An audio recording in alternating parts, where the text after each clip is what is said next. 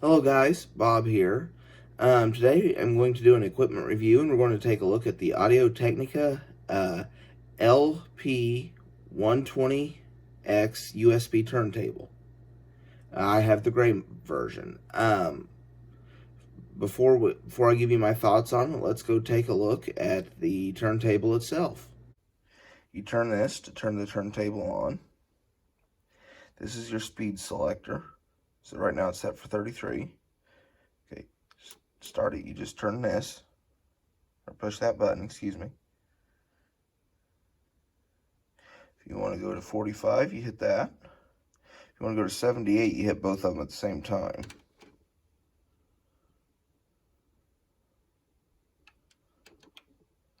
Now,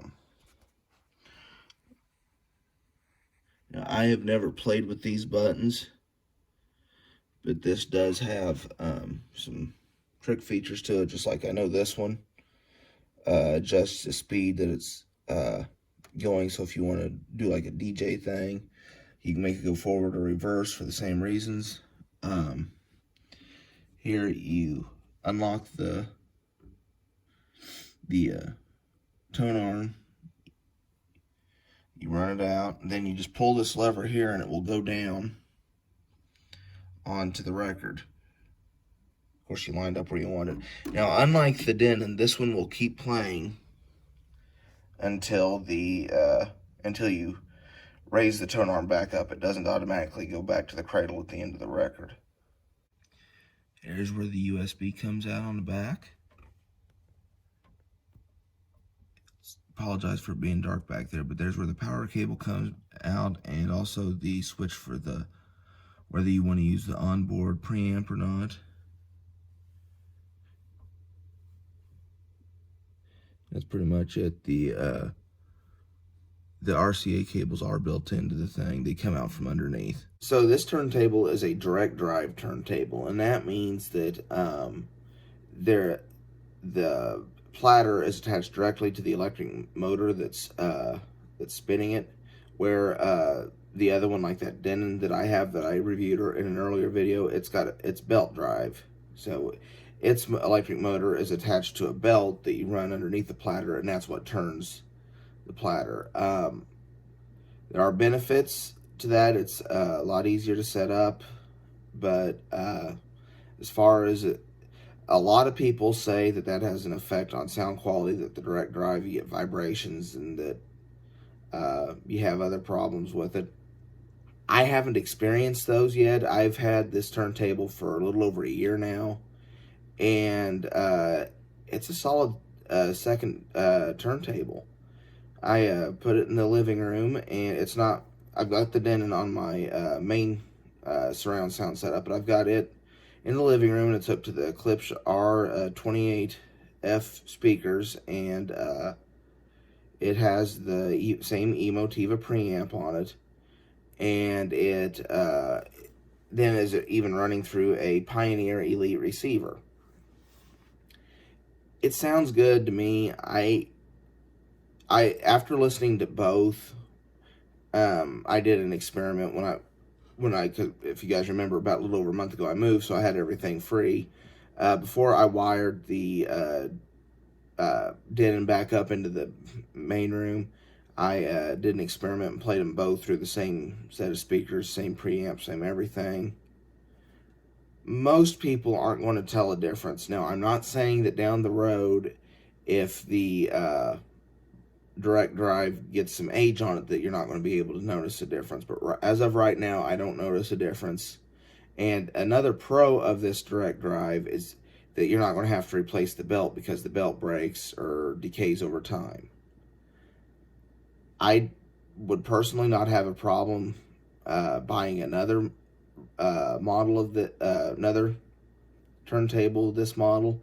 It's a solid turntable. It does exactly what I want it to. Yeah, it has some trick features that I really don't really care if it has or not, but it works. If I'm in the mood that I want to listen to a record, but I don't necessarily want to go in the other room. I tell you what, it's great. My wife likes listening to records while she's cooking and doing things in the kitchen. So she'll throw one on, listen to it, and enjoy it in there. And that's really why I wanted the second one. And it's significantly cheaper than that Denon was. And it works great for that. And she loves it. I love it. Now I do most of my listening on the Denon, but the differences I think are more in the what differences there are more in the stylus, and not necessarily, it doesn't necessarily have anything to do with the turntable itself. But I would recommend for you guys that are on the fence or want a simple turntable, if you're looking for one that's not necessarily going to break the bank. Now I say that, and this turntable set me back about $250 before sales tax. But if you're looking for a starter one, it's an easy one to set up. Now it's heavy. The unit weighs like 25 pounds, so consider that when you're buying it and trying to figure out where you're going to put it. That it is heavy. It's a lot heavier than it looks like it would be. But I highly recommend this as a starter player or a second player in the home. It's easy to use, and this, when you start the tone arm and the stylus, you do it just like the Denon. You move it over to line it up, and then you plunge it down. The one thing where I do really prefer the Denon on is that it when the record's over, if I'm doing something, I can't immediately go over and stop the record and return the tone arm back to the original spot. The Denon will do that where this one won't, and that's just kind of nitpicky, and I know that's part of the idea of the manual tone arm that there's a large section of the market that loves. But I do like the convenience of, if I get busy doing something else and just want the record playing as background noise, that it stops itself for me. But that's all I've got for this video. Thank you so much for watching. I hope that if you had any questions about the turntable that I answered them. If not, feel free to ask me in the comments below. I'll be happy to answer any of them for you. Or reach out to me on my Facebook or Twitter.